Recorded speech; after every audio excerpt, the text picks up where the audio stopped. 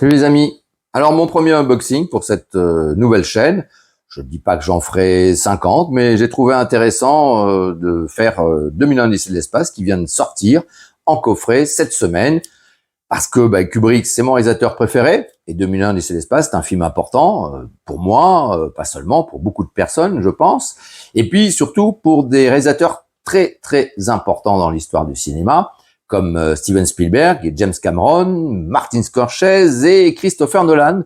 C'est son film préféré, il l'a beaucoup marqué, il l'a vu à l'âge de 7 ans, 70 mm en salle, il a vu d'ailleurs, c'est la même semaine, La Guerre des Étoiles aussi, bon forcément ça l'a beaucoup marqué, et lui il pense que c'est un film qu'il faut montrer aux enfants parce qu'ils sont capables de le ressentir, non pas forcément de comprendre, parce que même les adultes, il le dit, c'est vrai, j'en connais, moi pareil, voilà, on a du mal à comprendre tout ce que le film peut dire, mais on le ressent, voilà, c'est une expérience à vivre et il pense que les enfants doivent la vivre, voilà. Donc pourquoi pas. Ce film, c'est aussi l'œuvre de Arthur C. Clarke, il a écrit d'ailleurs le livre qu'on peut lire, qui peut donner des indications sur le sens du film. Il a travaillé avec Kubrick tout au long du processus, et également Douglas Trumbull, donc le responsable des effets spéciaux, qui est aussi celui de Rencontre du troisième type de Spielberg et de Blade Runner, l'immense Blade Runner de Ridley Scott, c'est pas rien. Voilà. Donc on va ouvrir. Alors, on y va. Hein. Bon, j'ai pas de cutter parce que ça m'est déjà arrivé, ça a dû arriver à d'autres. Avec le cutter, ça peut abîmer. Il faut faire attention. Voilà, on y arrive sans. Hein. Hop, voilà. Alors. Qu'il y ait une protection, bon, c'est bien. Ah.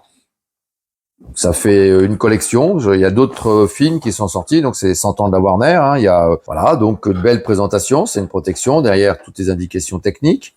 Le coffret, la qualité est au rendez-vous, vraiment. Hein, c'est très agréable au toucher, c'est bien fini. Voilà, donc ça c'est une création spéciale pour ce coffret. Voilà, une œuvre d'art, si on peut dire. Alors ça s'ouvre façon magnet, voilà, c'est magnétisé. Voilà. On a déjà une belle image du film. Pas mal. Voilà, on a aussi une autre image, une très belle reproduction photographique, donc sur le recto. J'ouvre à nouveau.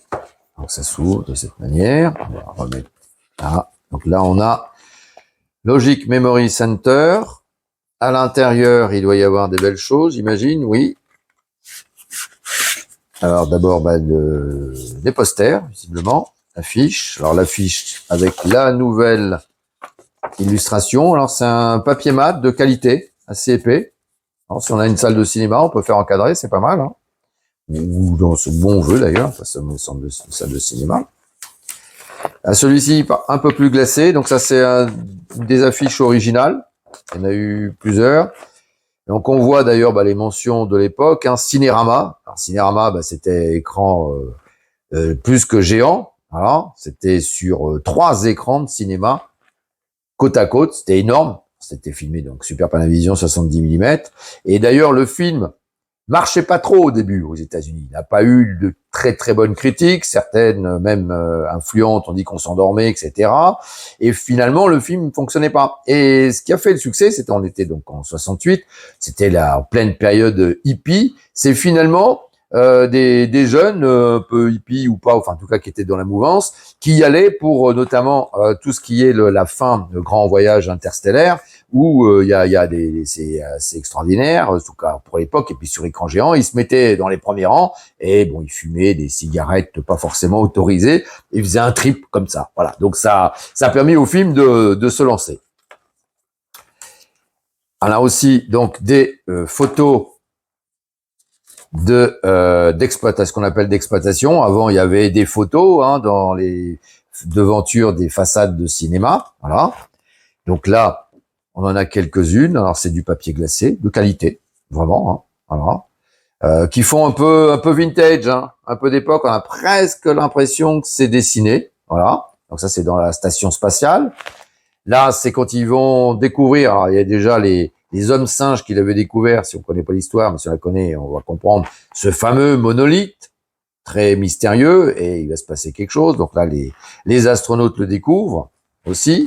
Donc là, les astronautes qui sont dans le voyage interstellaire, ils sont que 2 et 3 avec l'ordinateur de bord, le fameux HAL, voilà, qui, on le verra, joue un rôle prépondérant. C'est peut-être le plus humain de tous les humains. Bon, ça, c'est assez intéressant.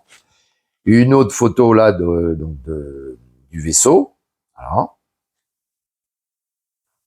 Là, l'astronaute qui doit intervenir à l'extérieur du vaisseau. À l'intérieur, en apesanteur. Ça, les scènes en apesanteur sont vachement bien faites, hein, pour l'époque, c'est extraordinaire, ça tient toujours. Et une des photos tirées du moment où l'astronaute fait ce fameux voyage interstellaire jusqu'aux étoiles. Voilà. Ça, c'est pour les photos d'exploitation.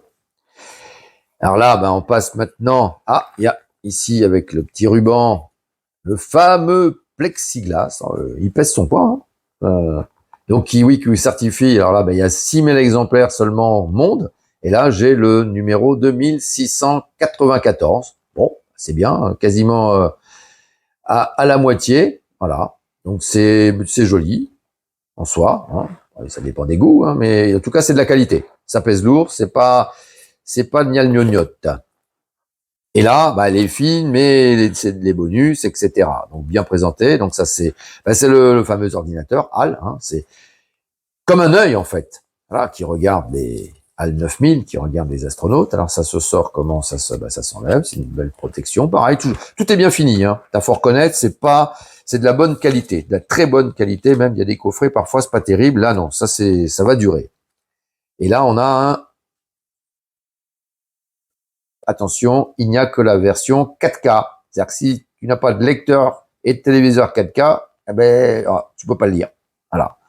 Donc, faut garder le Blu-ray. Il semble que ce soit, là, bon, c'est pas précisé, mais je l'ai lu, que ce soit la version, justement, restaurée, supervisée par Christopher Nolan en personne pour la ressortie à Cannes en 2018, donc il y a 5 ans, pour les 50 ans du film. Donc, la qualité optimale que l'on puisse avoir chez soi. Et on a un disque spécifique pour tous les bonus, hein, donc documentaire d'une chaîne anglaise 2001 dans les coulisses d'un mythe, 4 autres documentaires, Odyssée dans l'espace, l'héritage de Stanley Kubrick, Vision d'un passé futur, la prophétie de 2001, et 2001, l'Odyssée de l'espace, un regard sur le futur, qu'y a-t-il au-delà? Voilà. Et 2001, les effets spéciaux, la conception graphique. Voilà.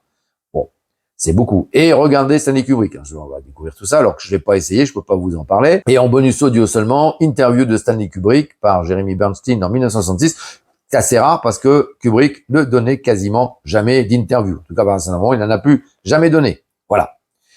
Donc, un très beau coffret. Voilà. Je trouve qui vaut la peine pour ceux qui sont fans, évidemment. Pour les autres, c'est peut-être l'occasion justement de découvrir le film s'ils sont équipés en 4K. Voilà. Et puis, il y a même pour les collectionneurs, je dirais, d'autres films Warner comme Les Affranchis, Les Évadés. Et en Angleterre, il y a même, c'est du mal à le remettre, en Angleterre, il y a même Les Affranchis et Scarface. Voilà. Ben, c'est tout pour ce unboxing.